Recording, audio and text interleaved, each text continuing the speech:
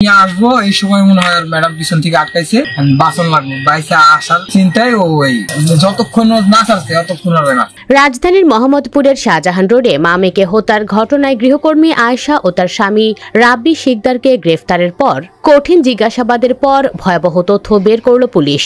প্রাথমিক জিজ্ঞাসাবাদে চুরির ঘটনা নিয়ে এই ঘটনা সংঘটিত হয়েছে বলে জানিয়েছে গৃহকর্মী আয়েশা। তদন্ত সংশ্লিষ্ট সূত্র জানায়, প্রাথমিকভাবে আয়েশাকে জিজ্ঞাসাবাদে সে জানিয়েছে তাকে চুরির অপবাদ দেওয়া হয়েছিল। সেই ক্ষোভে সে মামেকে খতম করেছে। পুলিশের সূত্র আরও জানায়, ঘটনার দিন বাসার মালামাল চুরি করে নেয়ার সময় লায়লা আফরোজের কাছে আয়েশা ধরা পড়ে। এক পর্যায়ে লায়লা আফরোজ তাকে আটকে পুলিশে ফোন দিতে গেলে আয়েশা ধারালো ছুরি দিয়ে উপর্যুপরি আঘাত করে তাকে খতম করে।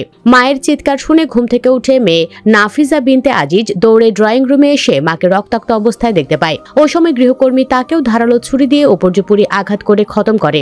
এরপর স্কুল ড্রেস পরে পালিয়ে যায়। গ্রেফতারের সময় আয়েশার থেকে 6 ভরি স্বর্ণ, একটি ল্যাপটপ, একটি মোবাইল ফোন ও হত্যায় ব্যবহৃত ধারালো ছুরি উদ্ধার করেছে পুলিশ।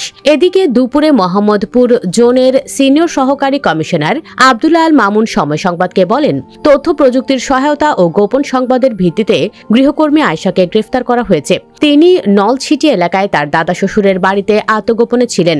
গৃহকর্মী আয়েশাকে ঢাকায় আনা হচ্ছে। গৃহকর্মীকে গ্রেফতারের পর হত্যাকাণ্ড ঘিরে চাঞ্চল্যকর তথ্য বেরিয়ে এসেছে। মোহাম্মদপুরে লায়লা আফরোজ ও তার মেয়ে নবম শ্রেণীর শিক্ষার্থী নাফিসা লাওয়াল বিনতে আজিয়াকে ছুরিকাঘাতে খতম করা হয়। বুধবার সকালে ঝালকাঠির নলছিটি উপজেলার চরকয়া গ্রাম থেকে তাদের গ্রেফতার করা হয়।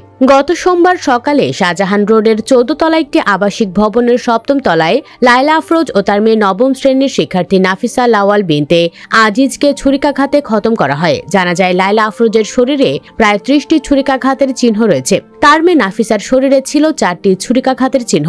দর্শক, কুলাঙ্গার আয়েশা ও তার স্বামীকে এমন শাস্তি দেওয়া উচিত যাতে করে দেশের সকল কাজের মেয়েরা শিক্ষা পেয়ে যায়। দর্শক, আপনার মতে স্বামী স্ত্রী 2 জানোয়ারকে কি ধরনের শাস্তি দেওয়া দরকার? কমেন্টে জানিয়ে দিন আপনার মতামত। ভিডিওটি ভালো লাগলে লাইক ও শেয়ার করুন, আর আমাদের চ্যানেলে নতুন হলে সাবস্ক্রাইব করে সাথে থাকুন।